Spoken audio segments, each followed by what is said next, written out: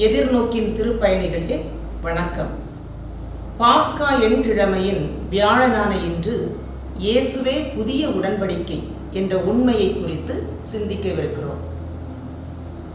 உடன்படிக்கை என்பது இருவருக்குள் நடக்கும் ஒரு ஒப்புதல் என புரிந்து கொள்ளலாம்.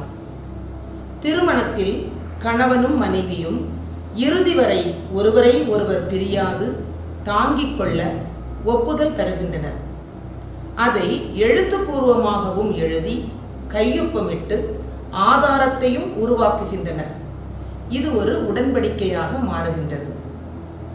பழைய ஏற்பாட்டு காலத்தில் இறைவன் மக்களுடன் பல இடங்களில் உடன்படிக்கை செய்து கொண்டார். கடவுளின் மனதை நோகச் செய்கின்ற பெரும் குற்றங்களை புரிந்த மக்களை கண்டித்து பெரு வெள்ளத்தினால் கண்டித்த இறைவன் நோவாவின் நம்பிக்கையால் மனம் நெகிழ்ந்தவராக அவரோடு தொடக்க நூல் 9ஆம் அதிகாரம் 11 முதல் 17 ஓர் வானவில்லை ஆதாரமாக கொண்டு உடன்படிக்கை செய்தார். அதே போன்று தொடக்க நூல் 17ஆம் அதிகாரம் 7 முதல் 10 ஆபிரகாமுடன் அவரது விசுவாசத்தை பாராட்டும் விதமாக கானான் தேசத்தை உனக்கு தருவேன் என்று வாக்களித்து உடன்படிக்கையை செய்து கொண்டார். விடுதலை பயணம் 19வது அதிகாரம் 5 முதல் 6 மோசேயிடம் நீங்கள் என் வார்த்தைக்கு செவிசாய்த்து என் உடன்படிக்கையை கடைபிடித்தால் அனைத்துலகும் என் உடைமையே எனினும் நீங்களே எல்லா மக்களிடத்திலும் என் தனி சொத்தாவீர்கள்.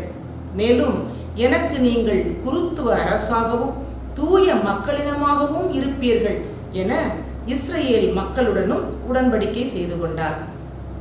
இவ்வாறு இருவரின் நட்புறவை மேன்மேலும் வலுவாக்கவும் அந்த உறவில் எப்பொழுதெல்லாம் விரிசல் ஏற்படுகின்றதோ அப்பொழுதெல்லாம் அந்த விரிசலை சரி செய்து அதன் பிறகு மீண்டும் உறவை வலுவாக்கி கொள்ளவும் உடன்படிக்கைகள் மேற்கொள்ளப்படுகின்றன.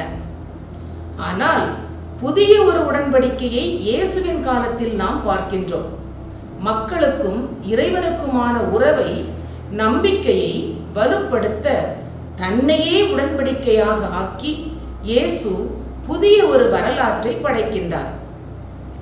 இன்றைய முதல் வாசகமாக திருத்தூதர் பணிகள் 3வது அதிகாரம் 11 முதல் 26 வசனங்கள் எடுக்கப்பட்டுள்ளன. வாசகத்தின் சாராம்சம் என்னவெனில், போகின்ற இடங்களிலெல்லாம் பேதுருவையும் யோவானையும் மக்கள் சூழ்ந்து கொள்கின்றனர். அவர்கள் செய்யும் புதுமைகளால் ஈர்க்கப்பட்ட மக்கள் அவர்கள். பேதுருவையும் யோவானையும் வியந்து பார்த்தனர். மக்களை பார்த்து பேதுரு, ஏன் எங்களை வியப்பாய் பார்க்கின்றீர்கள்? பழைய ஏற்பாட்டில் மோசே மற்றும் சாமுவேல் கூறிய மெசியாவான இயேசுவை பெருமைப்படுத்தும் விதமாகவே இப்புதுமைகள் நடக்கின்றன. அறியாமையில் நீங்கள் அவரை கொன்றுவிட்டீர்கள். ஆனால் அவர் உங்களோடு கொண்ட உறவும் அன்பும் மாறாது. மனம் மாறுங்கள். அவர் கூறிய வார்த்தைகளுக்கு உங்கள் மனதை திறந்து கொடுங்கள் என்று கூறி பேதுரு இயேசுவே மெசியா என்பதை மக்களுக்கு ஆணித்தரமாக எடுத்து கூறுகின்றார். மேலும் தன்னுடைய இறப்பின் மூலமாக இயேசு செய்து கொண்ட புதிய உடன்படிக்கையையும் நினைவு கூறுகின்றார். எபிரேயர் 9:15 இவ்வாறு கூறுகிறது, அவர் புதிய உடன்படிக்கையின் இணைப்பாளராய் இருக்கின்றார். கடவுளால் அழைக்கப்பட்டவர்கள் அவரால் வாக்களிக்கப்பட்ட என்றும் நிலைக்கும் உரிமை பேற்றை பெறுவதற்கென்று இந்த உடன்படிக்கை உண்டானது. இது ஒரு சாவின் மூலம் ஏற்படுத்தப்பட்டது. இந்த சாவு முந்திய உடன்படிக்கையை மீறி செய்த குற்றங்களிலிருந்து மீட்பளிக்கிறது. ஆகா, எப்பேற்பட்ட உடன்படிக்கை! இவ்வாறு இயேசுவே புதிய உடன்படிக்கை என தூய பவுல் யூத கிறிஸ்தவர்களுக்கு அவர்களது நம்பிக்கையை வலுவாக்கும் விதமாக எழுதுகின்றார். இன்றைய நற்செய்தியில் லூக்கா 24ஆம் அதிகாரத்தில் 35 முதல் 48 வரையிலுள்ள இறை வார்த்தைகளை வாசித்து அறிகையில் இயேசு தம் சீடர்களுக்கு தோன்றுகிறார். ஆனால் அவர்கள் அவரை உணர்ந்து கொள்ளவில்லை. நம்பிக்கை இழந்த அவர்களுக்கு இயேசு ஒரு ஆவியைப் போன்று தெரிகின்றார். அவரது உடன்படிக்கையை மறந்து பேதலித்து நின்றார்கள். அவரை நம்பாத யூதர்களைப் போன்று அவரோடு உறவாடிய சீடர்களும் பயந்து மிரண்டு நம்பிக்கை இழந்து நின்றார்கள். அன்பே உருவான நம் இயேசுவோ அவர்கள் மேல் பரிவுற்று தன் கைகளையும் கால்களையும் காட்டி விளக்கிய போது வியப்புற்று கண்ணீர் மல்க அவரை அறிந்து கொண்டனர்.